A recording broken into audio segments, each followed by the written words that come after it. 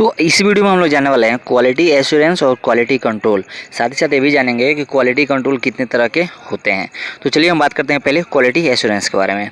तो दोस्तों quality assurance होता है मतलब कि as name suggest assurance meaning we ensure to patient and clinician that this test result done in laboratory is granted 100% correct.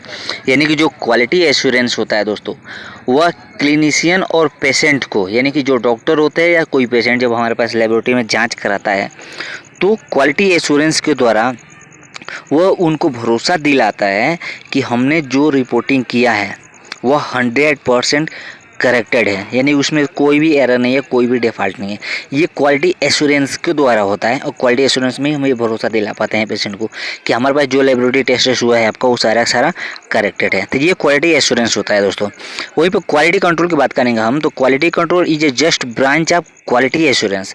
जो quality control होता है क्वालिटी एश्योरेंस का एक ब्रांच होता है और quality control require when we performing test while in laboratory, यानी कि जो हम कोई टेस्ट परफॉर्म करते हैं तो उसके साथ में उस टेस्ट का हमें क्वालिटी कंट्रोल भी करना पड़ता है। जैसे कि आप शुगर कर रहे हो तो उसका कंट्रोल करना पड़ता है हमको। और quality assurance we are concern with all the step from collection of sample up to dispatch of report. यानी कि जो क्वालिटी कंट्रोल था दोस्तों, वह ये सारे स्टेप्स को फॉलो करता है कि अगर हमने राइट पेशेंट का सैंपल कलेक्ट किया, राइट सैंपल लिया, राइट टेस्ट किया, राइट टाइम पे राइट रिजल्ट किया, ये सारा का सारा क्वालिटी कंट्रोल के अंदर आता है कि हमने जो टेस्ट परफॉर्म किया है सेम उसी पेशेंट का है, रिपोर्टिंग टाइम पे होना चाहिए, रिपोर्टिंग करेक्ट हुआ है कि नहीं है, ये सब क्वालिटी कंट्रोल के अंदर में आता है। तो ये होता है क्वालिटी कंट्रोल और ये क्वालिटी एश्योरेंस आता है। तो इतना तक तो आपको समझ में आया होगा, तो नीचे कमेंट करना, डाउट होगा तो मुझे पूछ लेना, इस टर्म पे भी फॉलो कर लेना। तो चलिए हम जाते हैं क्वालिटी कंट्रोल के टाइप्स के बारे में। यानी कि यहाँ पे क्वालिटी एश्योरेंस के अंदर दो टाइप्स होते हैं। पहला होता है इंटरनल क्वालिटी कंट्रोल और दूसरा एक्सटर्नल क्वालिटी कंट्रोल। तो इस वीडियो में हम लोग जानने वाले हैं, पहले जानेंगे इंटरनल क्वालिटी कंट्रोल के बारे में। तो दोस्तों इंटरनल क्वालिटी कंट्रोल होता है मतलब कि we check quality of work internally in lab with no sample which is divided into pre analytic और पोस्ट एनालिटिक। मतलब कि ये होता है जब हम इंटरनल क्वालिटी कंट्रोल करते हैं दोस्तों, तो उसमें हमें करना होता है कि कोई भी अगर टेस्ट हम परफॉर्म कर रहे हैं तो उसके पहले उस टेस्ट का हमें कंट्रोल रन करना होता है मशीन को, और कंट्रोल करके ये इंश्योर करना होता है कि उस टेस्ट का जो कंट्रोल है वो ओके है। तो वह टेस्ट अगर हम आज प्रोसेस कर रहे हैं तो उसका जो रिजल्ट आएगा, वो वैल्यू आएगा, वो करेक्टेड आएगा। तो ये इंटरनल कंट्रोल के अंदर में आता है।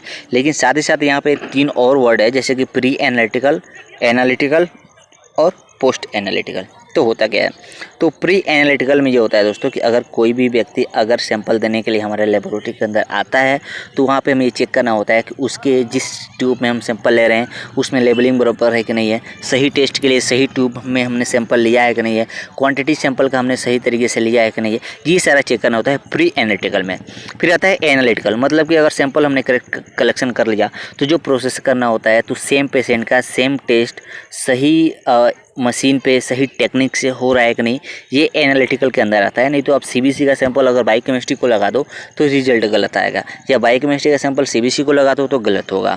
उसके बाद आता है पोस्ट एनालिटिकल, मतलब ये कि अगर टेस्ट परफॉर्म हो गया है तो उसके बाद रिपोर्टिंग की बारी आती है तो सही पेशेंट को सही रिपोर्ट, यानी सेम पेशेंट का सेम रिपोर्ट और सही टाइम पर उसको ही जाना चाहिए, ये हमको पोस्ट एनालिटिकल के अंदर हमें करना होता है।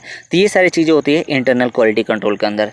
फिर हम बात करते हैं एक्सटर्नल क्वालिटी कंट्रोल। इसके अंदर आता है दोस्तों, in this external agency send us artificial sample, we have to done proper test in lab, then we send report to the agency या ऑर्गेनाइजेशन फॉर गिविंग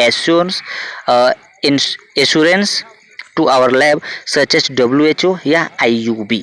मतलब कि एक्सटर्नल क्वालिटी कंट्रोल का अंदर होता ये है कि कोई भी एजेंसियाँ, जो बड़ी एजेंसियाँ है, वो हमारे पास सैंपल भेजती है या हम उनके पास से सैंपल मंगाते हैं, जिस सैंपल के बारे में, जिसका रिजल्ट के बारे में हमें कुछ पता नहीं रहता, लेकिन हम अपने मशीन के अंदर उस टेस्ट को परफॉर्म करते हैं अपने लैब के अंदर, और फिर जो भी रिजल्ट आता है हम उनको वापस सेंड करते हैं। यानी कि सैंपल उनका रहता है लेकिन प्रोसेसिंग हम करते हैं, हम रिजल्ट उनको भेजते हैं, और जब रिजल्ट हमारा उनके पास जाता है तो वो वहाँ पे इंश्योर करते हैं कि उनके रिजल्ट से हमारा रिजल्ट मैच हो रहा है कि नहीं। अगर मैच हो रहा है तो वो हमको ये इंश्योर करते हैं कि हमारा जो इंटरनल क्वालिटी कंट्रोल है वो ओके है, हमने जो रिपोर्टें हम पेशेंट को जो दे रहे हैं वो सारा का सारा ओके आ रहा है। और नहीं तो अगर रिजल्ट अगर गलत आता है तो फिर हमें बोलते हैं कि आपको नेक्स्ट सैंपल फिर से रन करना पड़ेगा, या आगे का बहुत सारे प्रोसीजर जो मैं आपको बता दूंगा। ये एक्सटर्नल क्वालिटी कंट्रोल का अंदर आता है। जैसे कि आप WHO को या IUB को भी आप भेज सकते हैं, या बहुत सारे लैब यहाँ पे क्या करते हैं कि इकास मतलब आता है बायोरेट कंपनी का, इकास करके इंटरनल क्वालिटी कंट्रोल, उसको रन करते हैं और बायोरेट कंपनी को हम सेंड करते हैं, और फिर वहाँ से वो सर्टिफिकेट हमें जारी करता है कि हमने जो टेस्ट परफॉर्म किया है, जो रिजल्ट है हमारा, वो सब के सब सही है। तो ये सारी जानकारियाँ हमको वहाँ से मिलती है। तो उम्मीद करता हूँ क्वालिटी कंट्रोल के अंदर आपको सारी जानकारी आपको पता चल गया हो। नेक्स्ट वीडियो में आपको बताने वाला हूँ कि कंट्रोल हम कैसे रन करते हैं लेबोरेटरी के अंदर, तो उन सब चीज़ों के बारे में मैं बताने वाला हूँ। तब तक वीडियो को लाइक कर देना, सपोर्ट बनाते रहो और ऐसे ही देखते रहो वीडियो को, और दोस्तों के साथ शेयर करते रहो। फिर मिलते हैं नई वीडियो में नए टॉपिक के साथ, या मुझे आप इंस्टाग्राम पर भी फॉलो कर लेना।